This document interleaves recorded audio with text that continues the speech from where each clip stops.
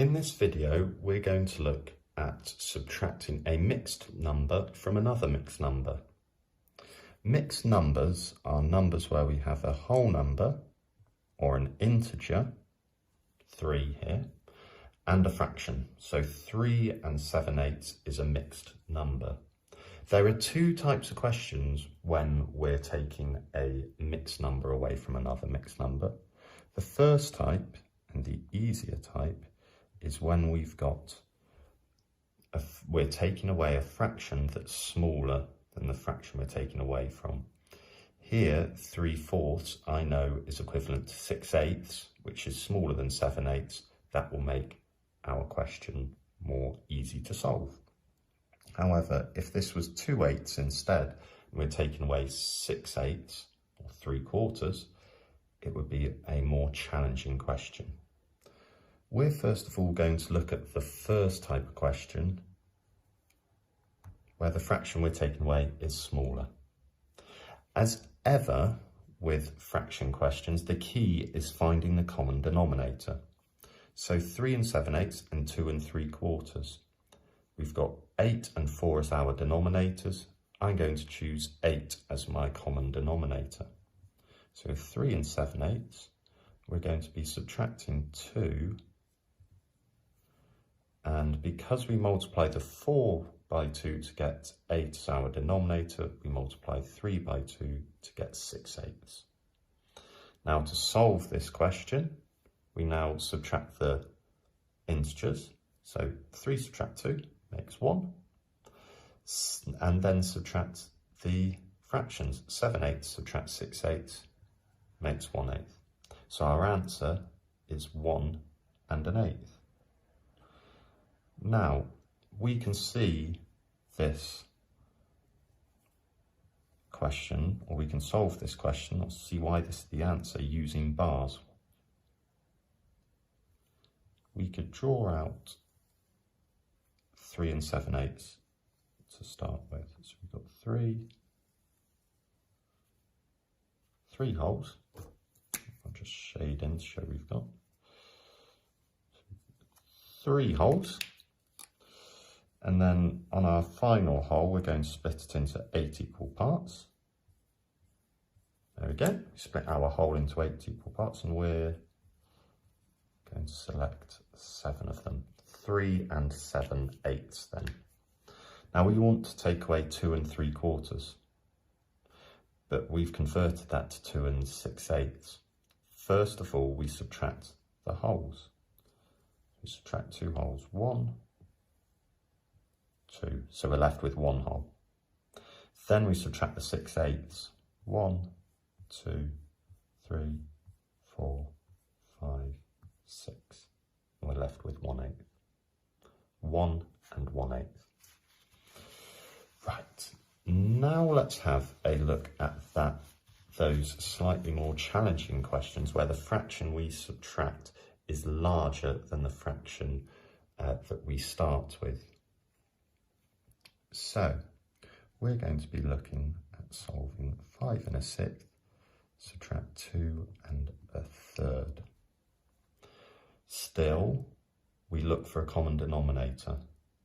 That's always key. We've got 6 and 3, so our common denominator I'm going to choose as 6. So we've got 5 1/6, subtract 2 2/6. Great. Now there are two different methods we can follow when we're solving this equation. One involves flexible partitioning and some changing to an improper fractions, and the other just means we change everything to an improper fraction. Let's look first for flexible partitioning. So, with 5 1/6, subtract 2 2/6, we could partition 5 1/6 into 4, add 1 1/6, and then we're subtracting 2 2/6. This bit here, the same as this. Now, 1 1/6, we can convert that to an improper fraction, which would be 7/6, because 1 whole is 6/6. So 1 and a 6 is 7/6. So now we've got 4 and 7/6. And we can subtract 2 and 2/6 from that. Now, because we've got our improper fraction, we can easily subtract our fractions and we can subtract our whole numbers.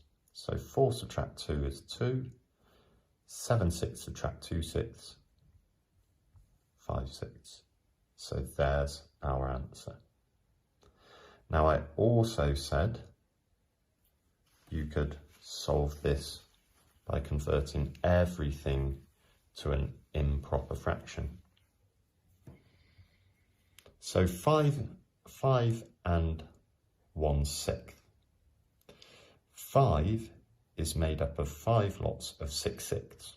So that would be 36. Add 1/6 makes 31/6. Now 2 wholes is 2 lots of 6/6, so that's 12/6. Add 2/6 would make 14/6.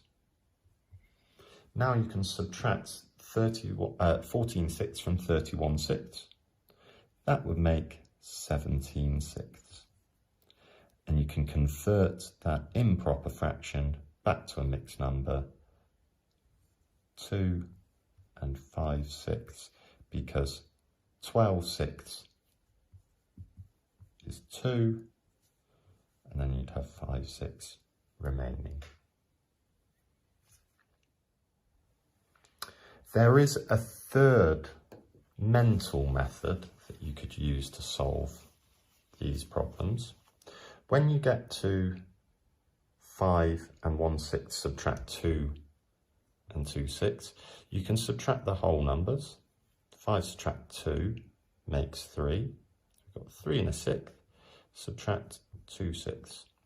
And then mentally, you can think, right, I'm going to subtract 2/6 from 3 and a 6. I'm going to take 1/6 away to get me to 3. And then I'm going to take another 6 away to get me to 2 and 5/6. You can see that on a number line. So if we were going from 3 and a 6, and we wanted to take off 2/6, we'd subtract a 6 to get to 3. We know we'd have to subtract 1 more 6, and that would be 2 and 5/6. That's another way that you can solve this equation, and when you're subtracting a mixed number from another mixed number. Any of those 3 methods that I've shown you can use, whichever one you feel more comfortable with, please use.